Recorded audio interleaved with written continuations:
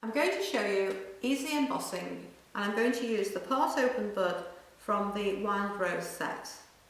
Now the first thing we need to do is put a little vegetable shortening on a non-stick rolling board, and this is to roll out the sugar paste.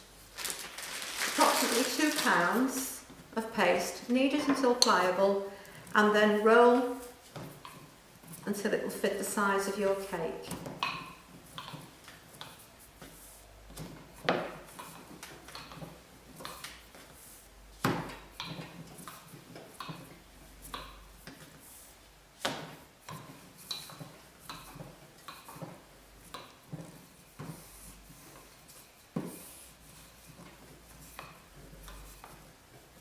It should be approximately ½ centimetre thick. And because I'm using a dummy instead of a cake, I'm going to turn the icing over and use water to moisten it. If I was using a real cake, if it's a fruit cake, I would dampen the marzipan with water. If it's a sponge cake, then after masking it with buttercream, I'd pop that in the freezer for a couple of hours to firm up, so that when I come to emboss it, I can have a little bit more pressure on the cake.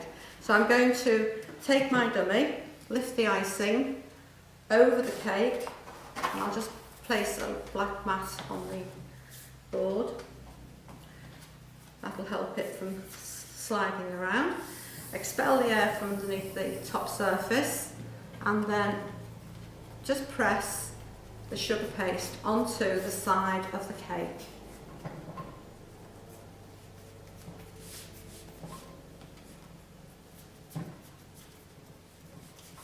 Now once that's secure, I'm going to use a knife to trim round and remove the excess paste.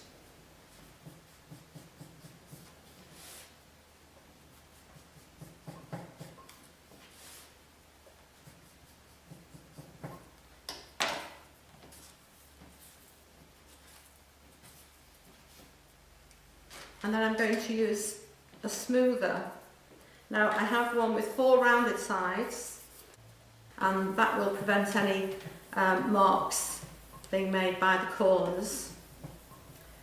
And then I'm going to use a smoother with a flat side, and that will sit against the board.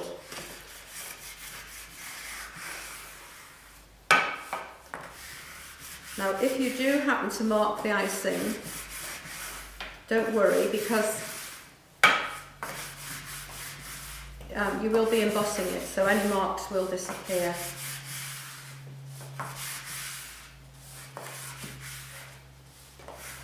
And then around the top edge, and this edge, you use this part of your hand.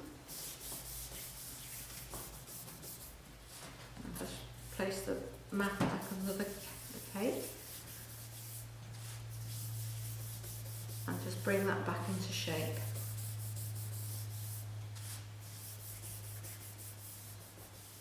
Okay. Now, starting in the centre of the cake, I'm going to use the embosser and press firmly and move the embosser around. The thing to avoid is rows. Don't press in rows. Move the embosser around. It doesn't matter if the stem overlaps at all, but each one should touch the previous pattern. Now I'm going over the edge here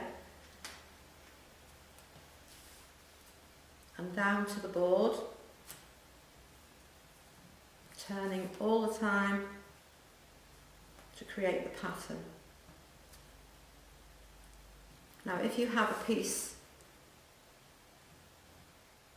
like this, which you've left plain, and it won't take the full size of the embosser, rather than leave it plain, which will draw the people's eye to it, then just press part of the embosser in, break up that surface, and then continue all over the cake.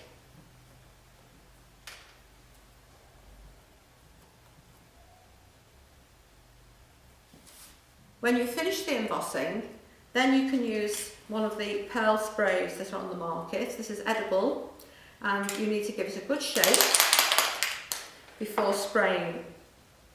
So hold the can approximately 6 inches away. You can place this into a box if you want to contain the spray.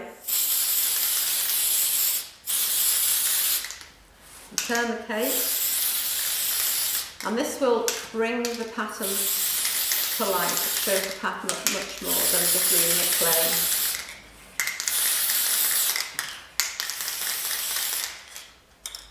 And that's it. So here's a 4-tier wedding cake showing you this technique, and on this cake I've embossed the board, and then I've left the cake plain. I've embossed the next tier, and as you can see, plain, and then a little 4-inch to complete the design.